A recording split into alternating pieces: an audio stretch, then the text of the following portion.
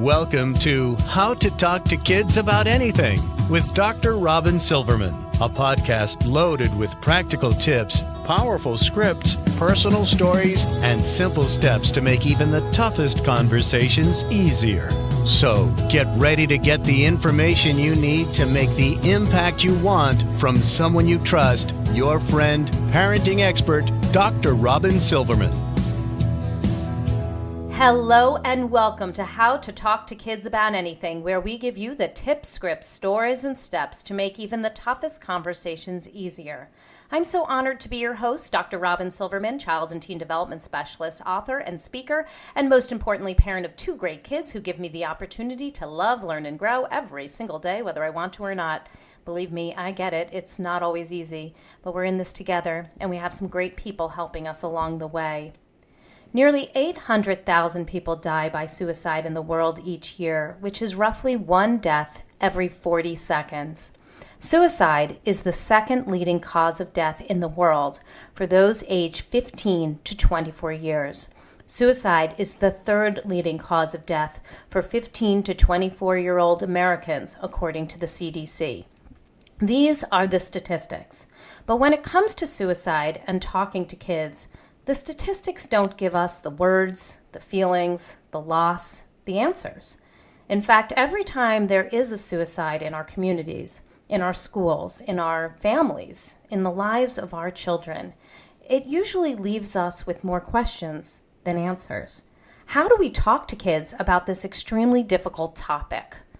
Dr. Dan Reidenberg is the Executive Director of Suicide Awareness Voices of Education, called SAVE, Managing Director of the National Council for Suicide Prevention, and is on the Executive Board of the International Association for Suicide Prevention. He is co-chair of the International Media and Suicide Task Force and serves on numerous national and international advisory boards. He speaks about suicide and suicide prevention internationally and has written many articles and book chapters about it as well.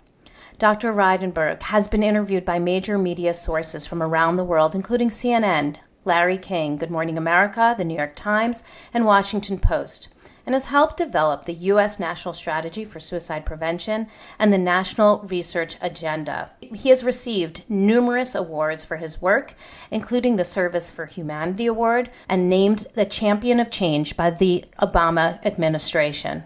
We are so pleased to have you on the show today, so welcome Dan Reidenberg to How to Talk to Kids About Anything. Well, thank you for having me. It's an honor to be here, and appreciate the introduction and really the great work that you're setting out for all of the people that are going to listen to this. Oh, well, we have a wonderful audience of parents, of educators, of coaches, all different types of people who work with kids, who love kids, who really want the best for them and know that being silent and not having these very tough conversations is not the right thing to do. So I'm really thrilled to have you on the show. And before we get into the full bulk of the interview, for those people who haven't read your articles or seen you speak, can you tell us what gets you up in the morning and what got you in this line of work? What got you interested in writing and developing programs and initiatives around suicide awareness and prevention? Sure. What gets me up every day is the hope. It really is the hope that we can save someone. It is the hope that we can develop something that is going to make a difference. Right now, as you mentioned at the top, the numbers are not going in our favor. The numbers are increasing in the deaths by suicide, not just in our country, but around the world. And sadly, even for younger kids today, the 5 to 9-year-old age range is increasing more than ever before. So what gets me up is the hope that we can do something different about this than we've done, because to date we haven't found enough success. That being said, what got me into this was actually by happenstance. I'm a clinical psychologist by training, worked in hospitals and clinics, and had a private practice. My favorite part of my career was working on an adolescent psychiatry unit, where I ran the program and was able to work with young people and their parents, and through some some of the most difficult times in their lives, and yet see some of them come out on the other side to be really productive adults was a great experience. But I also lost people along the way. Throughout my career, I've lost 6 patients of mine. I've lost family and friends to suicide. I lost a friend who I grew up with from the time we were a year old. When we were in college, he took his life. So I've had this both personal and professional connection to the topic. And I would say the last thing is that this is really, really hard. You mentioned it and you stated it so eloquently that these are difficult conversations that we don't want to have, and we don't want to have them because we don't know how to have them. If we can really speak in English and we can give some very simple tips and help to people that they can start these conversations, not even for just the people who are in a suicidal crisis, but for people who are just really struggling. How do you start that conversation and be okay with it? We have hope. We have lots of hope to catch people before it's too late. So I've been touched by this. I've been impacted by a very difficult field to be in that isn't going well, but have real strong belief that we can change the world here. I'm just so grateful for you and the work you're doing. I can feel your emotion and your commitment to this. So I'm just so pleased to have you on. Suicide, as you mentioned, is a very delicate topic that incorporates really several tough conversations all sort of smushed into one. I mean, it's talking about death to kids, which already is a tough topic on its own. It's talking about mental health, which again is a tough topic, about struggling, about asking for help. When is the right time to talk to kids about suicide? Is there something we talk about before one happens, or do we wait for it after, when something has already happened, to talk about suicide? And what should kids know if they are in different age groups? Is there something we can say to a younger person that we maybe would say differently to an older person? What's your view on that? So, way to start with the tough question. I know. I'm sorry. I got to get into it. I don't even know what would be a not tough question in this area. So this is good. This is really important. So first, let me start by this, and then we're going to come back to it. Are there different things you say to kids at different ages? Yes, absolutely. And we need to be age appropriate, and we need to be conscious of where they're at developmentally, because every kid is different. 5-year-old is different than another 5-year-old, and they're both different than a 9-year-old. So yes, we have to do that differently. But that feeds into your first question, and your issue about there's lots of different conversations when it comes to suicide. When do you have that conversation? Yeah. By and large, it would be best if we had the conversation beforehand, before there was a tragedy, because it's a different kind of conversation that you have with a child when it's happened. That being said, it's not always possible to have those conversations. There isn't necessarily the perfect opportunity to bring this up and just say, oh, hey, you know what? I'd really like to talk to you about a tough subject today. We're going to talk about suicide, and then we're going to go on with the rest of our day. Right. That's not an easy thing to do, and it's probably not even the best thing to do. So those opportunities to start those conversations may not come just really simply, and they may come, unfortunately and tragically, when something has happened. Now, it may not be because of a suicide, but maybe it was because of an attempt, or maybe somebody was thinking about suicide and they got hospitalized and they need to tell somebody that their older sibling who's a teenager went into the hospital. Still a very difficult conversation to have. So the best scenario is talk to them when they're ready for it, and talk to them before an incident has happened. When that isn't possible, it is best to talk to them right away. You don't want to delay on this. You don't want to, if there is a tragic loss of life, we don't want to hide that or keep that from somebody and hope that they don't find out about it. You need to be honest and open very quickly. But let me come back to that first piece, is how do you do this? Right. If you're just having that opening conversation, tie it to something that they can connect with, whether they're watching a television show, or maybe there's a game that they've been playing. Maybe it's something that they've heard about in school that has something to do with death or even dying. Maybe it's another peer that that they know they might have another disease, really a tragic disease, cancer or diabetes, and you bring it up related to a disease. Then you bring it up around their age appropriateness. Young kids, you need to be very concrete and very basic. When you have a headache or you have a stomach ache, this is how it feels. When you have feelings and they make you sad, these are the things I want you to tell me when you feel that way. As they get a bit older, and closer to 10 or 12, before adolescence, you can add some other context to it. Until they get into adolescence, then you can add some more details to the conversation. And that's just a general conversation about suicide and death. Mm-hmm. It's different, however, if there has been a death. Mm-hmm. You need to find a quiet space to have this conversation. You need to make sure there's no other distractions.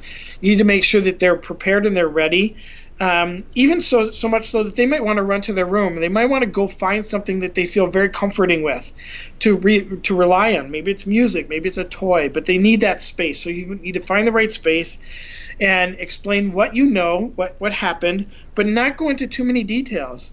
They don't need to know every single detail about how the person died, especially younger kids. Mm-hmm. Older kids might need to know a bit more details, and you might need to change that over time, what you talk to them about. So I think it changes over time. Mm-hmm. And again, the best scenario is talk to them before it happens.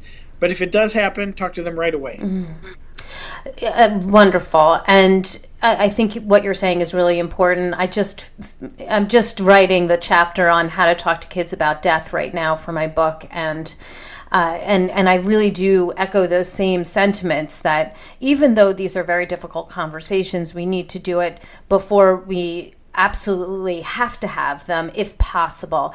So I really agree with what you're saying. And yes, it is such a difficult topic to bring up. And I do want to get into the words that we have once we get into a couple more of these aspects of suicide. We've heard about suicides happening, and as you said, it seems like it's not going in our favor. The rate of suicide is increasing. So why is this? What is going on that's making it so this rate of suicide is going up right now? Well, another really good question, and one that we don't have a great answer for, honestly.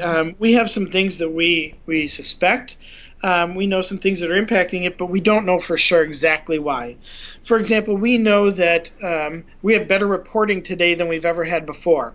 That better reporting, that surveillance data that the CDC, the Centers for Disease Control and Prevention, captures for us is better today. It's more timely than it's ever been before, and we're getting more accurate data through what's called the National Violent Death Reporting System. And a bit of an extension to that is that people are talking about it more. They're willing to be more open about it today than they were 20 and 40 and 50 years ago. Mm-hmm. We're not there yet. There's still a huge stigma around the topic of suicide and still mental health. But families are more willing to be open about what might have happened when it comes to a death. And that impacts how data is tracked. For example, it used to be that a medical examiner would show up at the house where somebody had died, and they would see a wife and young children there. And unless they had very, very overwhelming, clear evidence that it was a suicide and they couldn't get around it, they would report it as an accidental death. So our numbers weren't as good. Stigma was greater, and that impacted things. We also know, for example, that the economy can have an impact on suicide. Even for young children, the economy can have an impact on suicide. We know that when there was the Great Recession of 2008, there were a lot of people that were out of work and unemployed. And although the unemployment rate is down now, we know unemployment rates are tied to suicide for adults, which have the highest numbers of suicides, but the impact on families was also significant. We had young people who were taking their lives about 10 years ago, and what they were saying is that they were too much of a burden on their family because they had to be fed food at night. And that just was a reality for some kids. That was a small number, but the reality is that the economy has a big impact on suicide rates, especially unemployment. We know the military rates are double that of the general population. We know some populations, specific populations, are impacting our numbers. So, for example, the LGBTQ, the sexual orientation population, they have higher rates of suicide attempts and suicidal thinking. We don't know necessarily about deaths yet, but we know that population is at greater risk of suicide. So all of these things start to add up. Now, there is one piece that I think is really important here that I suspect many of your listeners would want to know about, and it has to do with medications and suicide, specifically antidepressants, because there was this in the media, and there has been this fear that could antidepressants actually increase risk of suicide for young people, and if so, what does that mean? So the research on this, and I was fortunate enough to be able to testify before Congress about this issue, and the black box warning labels that the FDA has put on antidepressants. All of this is to say that the research tells us there's a very, very small increase, about 2 to 4% change. That's it. From 2 up to 4% change for young people that take antidepressants, that there is this activating effect that happens for them within about 2 weeks of starting medications. We want parents to be very aware of that when they get their children started on antidepressants, to just watch them. And by and large, most kids get through this. We know that a small number of them really struggle with thoughts of suicide and some impulsivity when they start these medicines. That too could be increasing some of the numbers around suicides. We have a lot of factors. The last one I want to address, I think, is also very pertinent today. It has to do with media, and in particular social media, but also the entertainment industry. We know, for example, 2 years ago, in the spring, when Netflix released their series 13 Reasons Why, that was a major media event, but it was also something that many, many young people around the world watched. And we had young people that not only became suicidal and looked for ways to die online, but we had young people die by suicide literally from watching that. So we know this impact from Hollywood and from television and movies, even games, can have an impact on the numbers, whereas we didn't have that the same way 25 and 50 years ago. Yes, and I know that people have very strong opinions about the media and social media and the way that media portrays different facets of our lives. I know you've mentioned in your work and what you just mentioned now that media can play a key role in the way that we understand suicide, we react to suicide, and hopefully that we prevent suicide. And that's where I want to land right in this moment and just ask, can you tell us how we might be able to take the media out there and the social media, and how parents and educators might be able to grab onto that and use it to talk to their kids about suicide? Absolutely. It is literally what you just said. It is taking these opportunities that come up to start those conversations. I'll tell you, and in full transparency for you and for your audience, I was the consultant for Netflix on 13 Reasons Why. I will tell you that season 1 was all done when I was brought into it, but I was brought into it before it aired, and I was able to give them some information and advice, and we released a set of talking points for parents and educators to be able to actually start and have some conversations before that came out. And those were released the night before season 1 came out. When season 2 came out last year, I again worked with Netflix, and we released a great website that you can go to called 13 Reasons Why Toolkit. .org, 13reasonswhytoolkit.org. And on that site, you will find a wealth of information for young kids to talk to them about how they have conversations with their peers, for parents on how to have conversations with their kids, for educators and coaches and people in the faith community, even for media on how to report on this. So we took the opportunity that was in front of us with this media entertainment issue that was out there and created a way for people to start these conversations. And Netflix, in their original thinking, really did want to start the conversation. And I have no problems with that. I thought it was a great idea. It's why I signed on to try to help. The problem that I had with it was the way in which they portrayed things, not that they wanted to start the conversation. So I think you can take opportunities that come up to us, and whether it's a series like 13 Reasons Why, or it might be, I had an incident out in the state of Washington a couple of months ago where they were reading a Shakespeare play. And then we know that in Romeo and Juliet, there is a death by suicide. And the question is, should we not do this anymore? And my response to them was, no, use this as a great opportunity to not only talk about the great play that was put out by Shakespeare, but let's talk about suicide as a broader issue. So I think we use those things that happen to us in life and start those conversations right then and there. So do you think that if we can imagine a parent sitting with a child watching 13 Reasons Why with them, or having heard about something in the media, that they would be able to start asking questions? Have you ever felt, very sad like that? Have you ever had friends who have mentioned anything about that? What are the sort of starting questions that would allow them to use media as a springboard? So, great question. And I think that those are good initial questions. I might start a step back from that before leading into them themselves or their friends.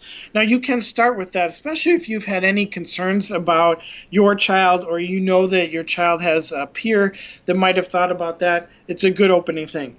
But I would go back to what they just saw. I would want to ask them, what were your thinks? What did you think? How did you feel when you saw this on this show? And really relate it to that show first, because it breaks down and it takes it away from that more personalized piece for them. So it starts the conversation more broadly before going into, boy, has that ever happened to you? Has it even crossed your mind that would happen? Or have you ever seen somebody write something like that in school? Have you ever found a note that somebody wrote about that? Or did one of your friends say to you, hey, I'm going to tell you this, but you've got to keep it a secret? So by starting it with related to what they just watched, whether they saw something on social media about it, they might have seen an ad about this, or even seen an ad, for example, like the crisis text line. I would relate it to that, less personal, then make it more personalized to them.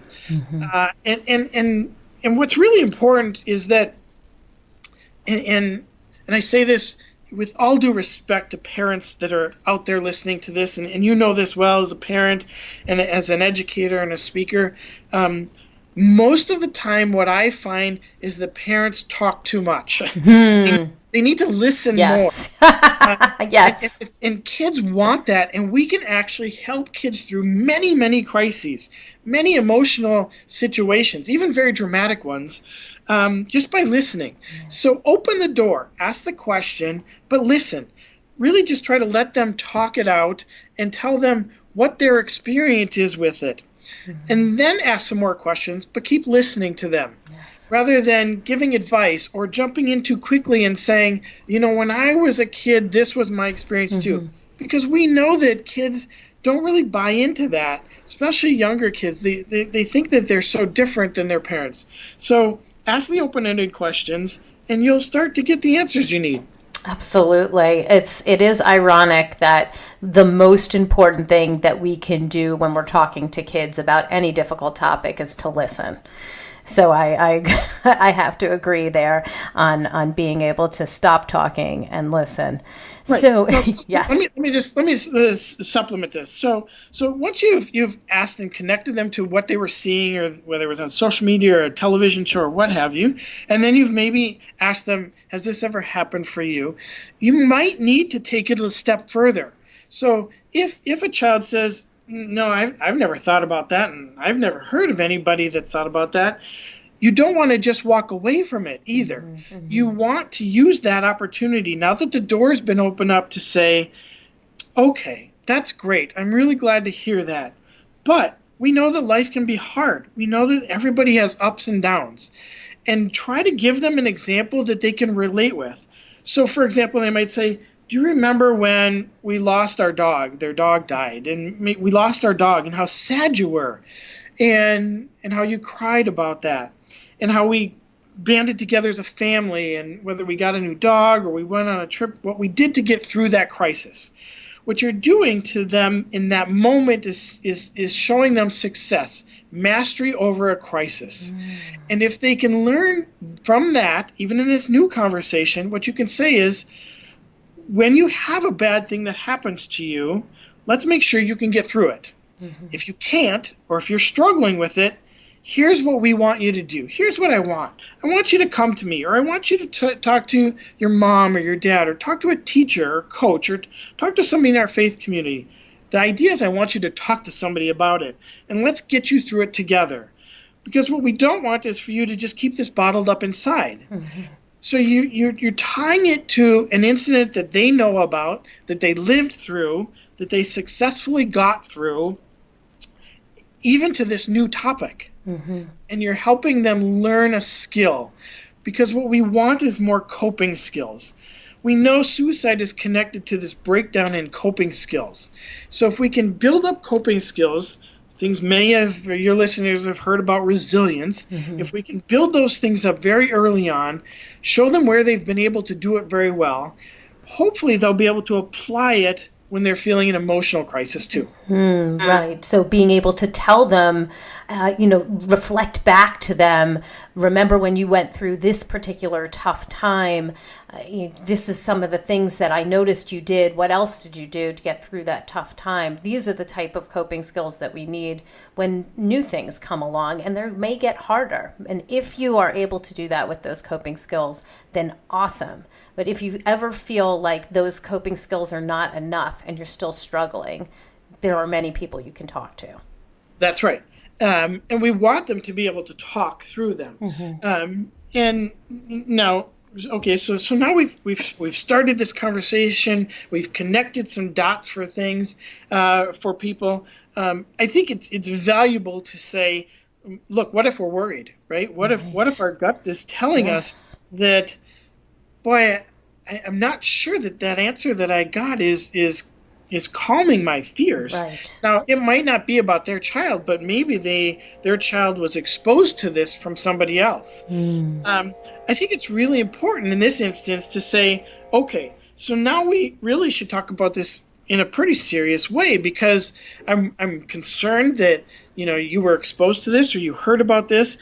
What did you do about it? How did you get through it? Is there something that I can do to help you with it? Because I don't want you to be alone with it. I don't want you to think that you just have to do this on your own. And I want to make sure that you've done it to the degree that we feel you're safe. So we do need to sometimes take that additional step. And we're not talking right now about somebody who might be in crisis. We're talking about they might have been exposed to it somehow. Right. But they might not just be that person that's like, no, that's never happened for me. So you're somewhere in between. You need to make it pretty personalized right now and say, did you really get through it? And let's find out how you did that.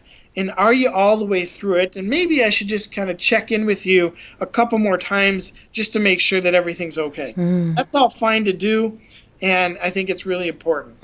Agreed. And I think that's significant here and just to put high beams on that you've got to listen to your intuition, that parents, your kids the best, and teachers, you see these kids so just a huge percentage of the day, that if we ever feel like a child is not quite through dealing with a particular frustration, challenge, tragedy, that we do need to check in and follow up. And that's really what I hear you saying, is that following up with them is vital to help kids so that they're not sort of wading through the muck for an extended period of time. That's correct. And you said two things that I think are incredibly important. One is follow-up. We have good research now that tells us that following up more than just one time, doesn't have to go on for years and over, but following up is incredibly important in reducing the risk of suicide. So that's really, really important.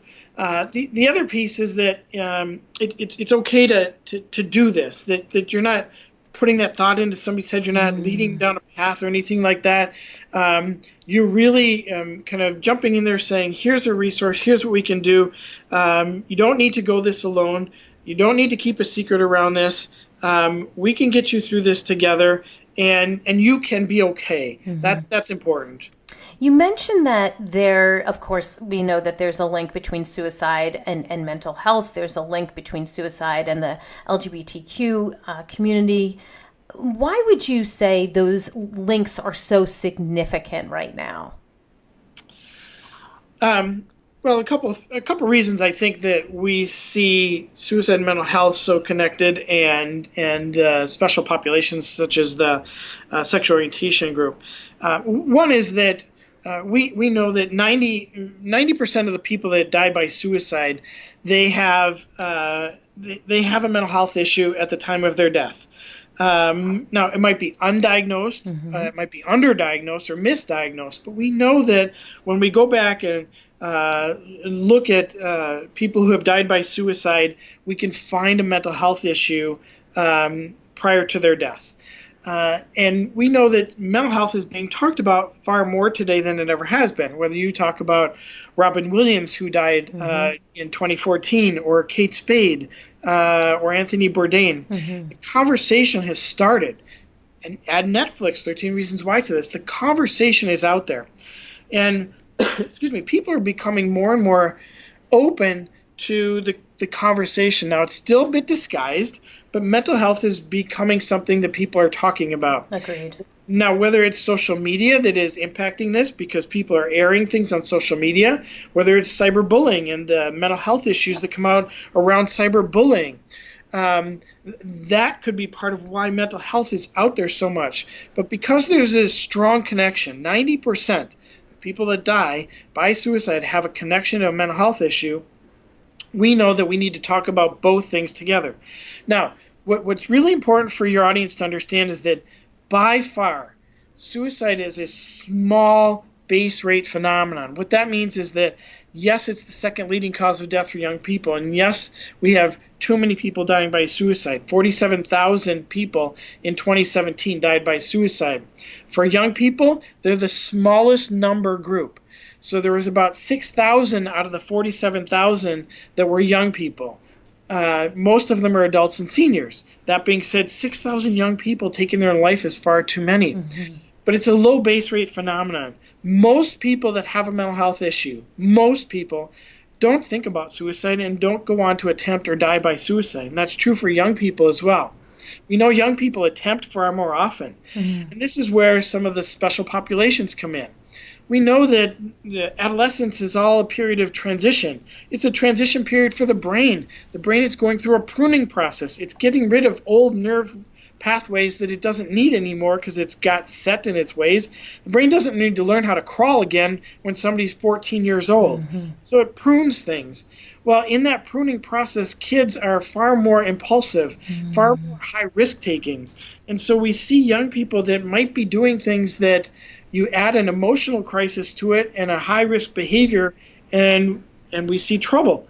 We see trouble around young people with sexual orientation as they go through and they're afraid to talk to people about it. They feel very isolated and alone. They feel like their body is telling them one thing and their mind is telling them something different, and they don't know if they should even voice this to anyone because their family may never talk to them again, and they don't want to be removed from their family. And really feel that as a reality. So we have all of these things happening where we have mental health issues really flourishing in late childhood, early adolescence. We have special things happening for different populations, and then we have a conversation that needs to be started. I hooked on to so many of the things that you just said, and we know that our parents and our teachers, our educators, they spend a lot of time with the kids and the teens.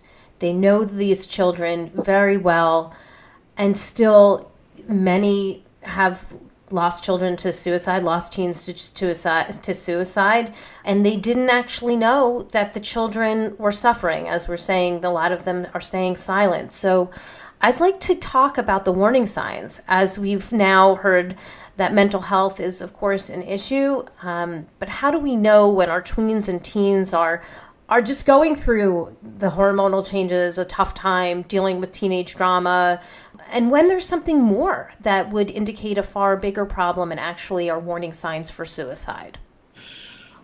Okay, so two things. Let me start with this because this is probably one of the more important things that I could say in our conversation today, and then I'll jump into this warning signs and how to tell the difference.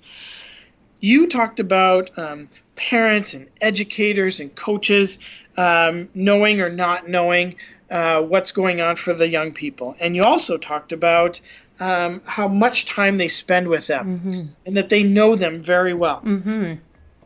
By and large, what we often hear almost universally from an adult that's lost a child to suicide is this statement: I had a gut feeling something was wrong.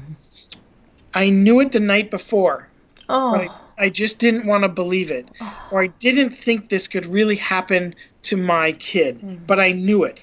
And if I could say one thing to all of your audience, it would be trust your gut. Trust your intuition, the exact thing that you mentioned just a few minutes ago. If you can trust your intuition, you are going to have a far leap out in advance of catching somebody before a tragedy happens. Too often what happens is that we get caught up in our heads and we rationalize things and we deny things and we don't believe that it's going to really happen. We also get caught up in our emotions and think that there's no way we could lose someone that we care about. And those things cloud us from the reality that our gut is telling us something bad might be happening. So if your gut is telling you something is different, pay real attention to that. Now that's going to lead me right into this issue of warning signs, which is really important conversation too. We do know that adolescence is a hard time for kids, and it's a hard time for parents. There's a funny quote that I use in presentations when I do training on this for people that work with adolescents, is that adolescence is a time of many changes, rapid changes, and there's a lot of aging that takes place during adolescence, and most of that change and transition happens for the parents because it's really challenging to be with an adolescent during that time. Yes. What we know is that these are tough times, not just because of the brain and the world that they're living in, and they're separating from their parents, and they're getting more aligned with peers, and they're dealing with peer pressures, and they're dealing with online media, and they're dealing with all of these issues around success and where their life is going to go, and they don't think about that. They think about right here and now. So things become very difficult for them because everything is monumental for them. Everything is huge to them. And we might look at it and say, don't worry about it, you're going to get through it. But for them, right now is everything. And this is why we often hear that when somebody's died by suicide, especially an adolescent, you hear media reports saying, well, they broke up with their boyfriend or girlfriend. And we do know that that can be overwhelmingly difficult for most people. But most people also get through it. Some really don't. Where we see the key here is when somebody's acting out of character. Now, I'm going to tell you the warning signs in a second, but I would tell you this as a anecdotal warning sign, not the science base. Anecdotal warning signs I would tell you to watch for is what's a change in character. Is this young person, whether it's a student, whether it's one of my teammates, whether it is one of my kids, are they acting out of character for who they are, who I know them to be? If they're doing that, that's a warning sign to you. That is definitely a yellow flag, most likely a red flag that you need to follow up. You need to ask some questions. You need to get some other information. You need to make some observations about what's going on. Because if they're acting out of character, that tells you something has changed for them. When that moves into a warning sign is this, and here's what we know about the research-based warning signs for suicide. When we look at those who died by suicide, all of the people who died by suicide did two things. They somehow communicated their intent to die, and they looked for a way to die. Those are your two warning signs that are most important. If somebody is communicating their intent, that's very, very serious. Now, for example, that might be somebody saying, I hate my life, I just want to die. That might be somebody saying, I'm going to kill myself tomorrow. That might be somebody saying, you know what, everybody else would be better off without me. And that last statement is very disguised. It's a very indirect suicide-related statement that needs to be put in context of everything else that's going on, which goes back to that trust your gut statement. Mm-hmm. So we know that the people that we lose to suicide somehow communicate their intent. And sadly, and for those that are listening right now that either lost someone or that you know somebody that is at risk right now, let me say this as kindly as I can and sensitively as I can, because I've lost people myself and I deal with suicide every day. It is very hard and it changes your life forever. What's really hard for people to see is that about 85% of the time people communicate their intent. It's just not seen, it's not recognized, and they do it in many different ways to many different people, so not everybody is able to put the puzzle pieces together right. So it's not about leaving you with a sense of guilt or shame or something that you did wrong and you missed, because that isn't what suicide is about. Somebody who's suicidal might say one thing to you and something very different to somebody else. And because those two people never talked, that's part of where the gap comes in. So it's really important to know that people do communicate their intent. Sometimes it's direct. More often it's very indirect. The second warning sign thing to pay attention to is they look for ways to die. They look for places that they can go to where they could die. They look for things in their house that they could use to take their life. They could be looking, you could find them looking in the gun cabinet when they probably wouldn't normally be looking in there because it's not hunting season. These are the kinds of things that we need to pay attention to. We need to check our medicine cabinets and make sure that our medicines should be locked up, but if they're not locked up, are they still there? Are they still there in the right amount? Or is somebody slowly taking them and stockpiling them? Those are the two most important warning signs that research would tell us to pay attention to. Now let me finish before I know you're going to have another good question for me. Let me just finish with, there are a couple other warning signs that are important to pay attention to listen for, that adults can watch for. Anybody talking about feeling trapped, like there's no way out for them. Anybody talking about no hope for the future. This one is really important for young people because most of the time we don't have young people talking about their future. Their future for them is right now. If you have a young person who seems to be in some kind of emotional crisis or distress recently, they've maybe had a change in behavior at school, their academics, their attendance, their interactions with peers is different, and all of a sudden they're saying there's really no hope for them. They're not looking forward to anything in the future. That lack of hope about the future is very, very serious. Another thing that would be very important for adults to watch for, and I mentioned this as one of the signs, is the verbal statements that the people make, is a sense of burden. You would be surprised, and maybe your listeners would too, to know that so many people, I can't give you an exact number, but it's a big number, big percentage of people that we lose to suicide actually use the word burden in talking about suicide. I'm a burden to my family. I'm a burden to my teammates. I'm a burden to my community. When we hear that, that's a serious warning sign too. So there's the two ones that we really want people to pay attention to. communicating my intent to die somehow and looking for a way to die. And then these other statements about being hopeless, feeling trapped, and having this sense of burden that they put on the world, those would be the big things to pay attention to. Thank you so much for all of those. I think that's so important for all of us to hear, and perhaps you've just highlighted for somebody who's listening that they need to tune into their child or a child in their community. I really appreciate what you're saying. To unpack it a little bit, when you mentioned that somebody might have a change in character, what we're probably talking about is, are they acting out, or are they withdrawing more than typical?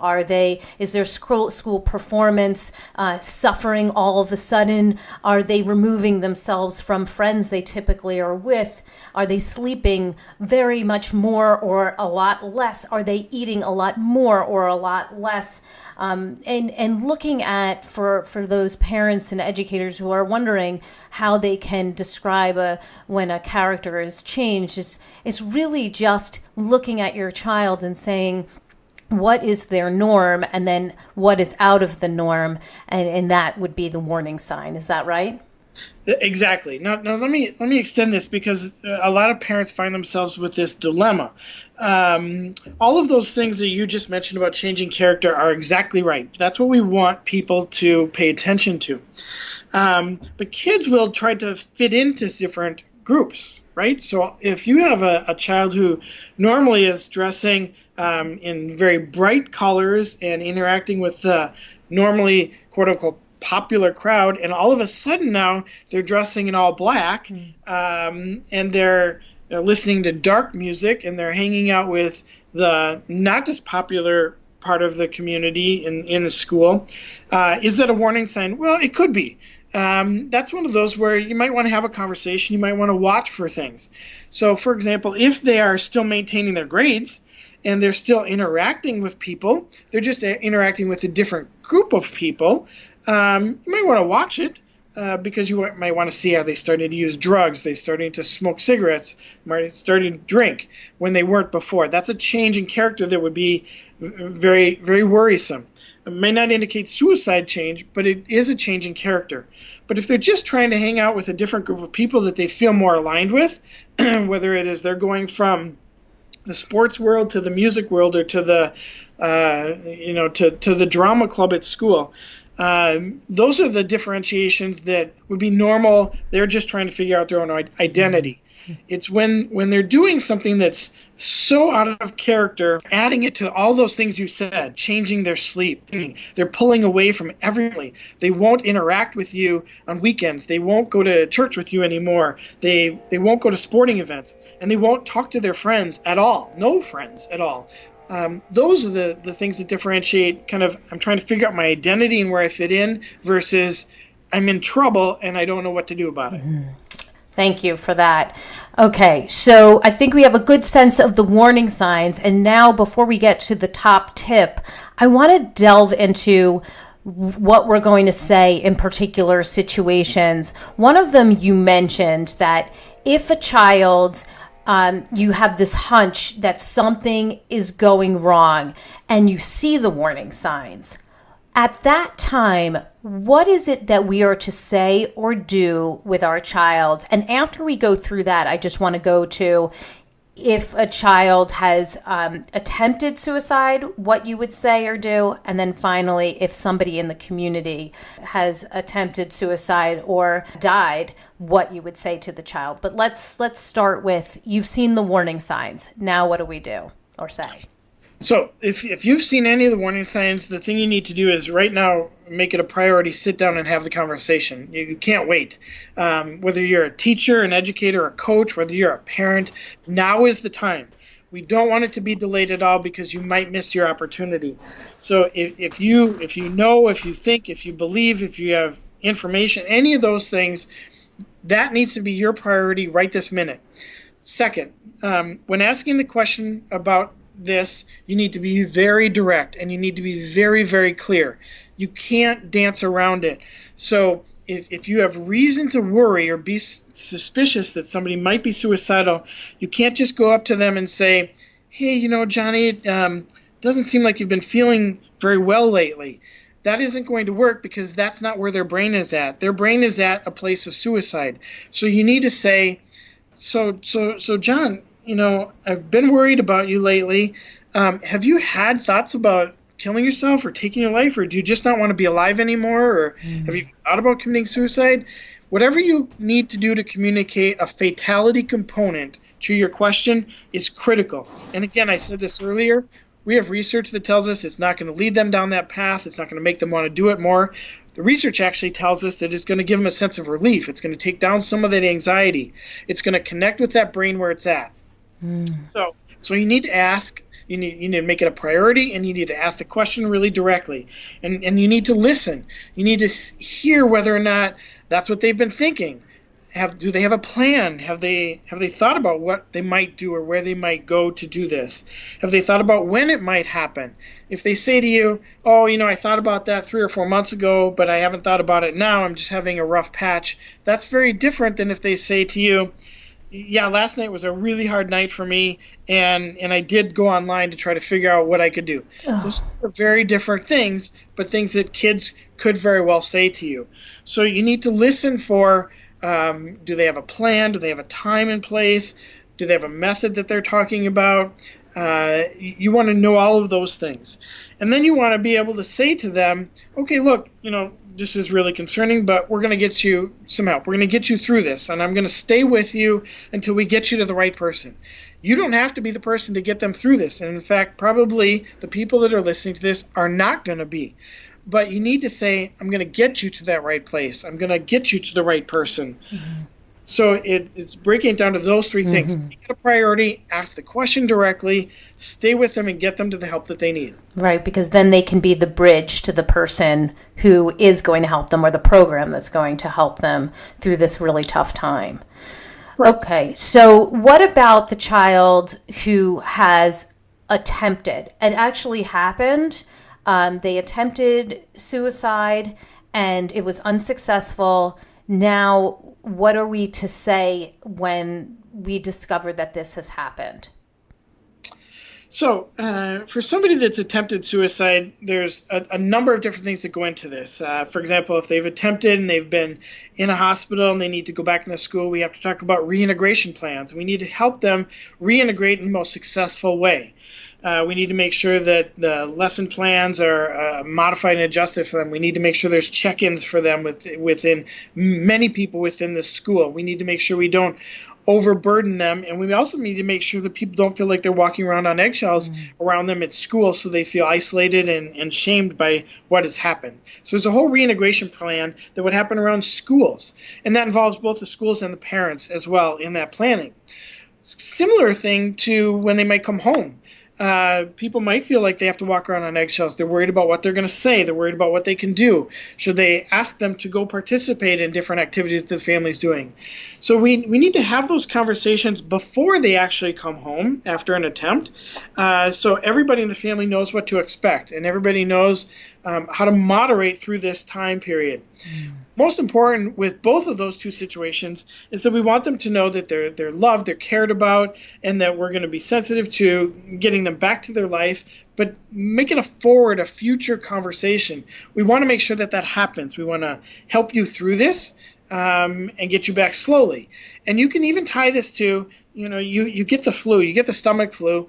Nobody likes it. You get through it. But you don't go out and have a pizza the very first meal. You slowly start getting back into it, right? You might have some water, then you might be able to have some pop before you can have juice that's very acidic, before you eat a big meal.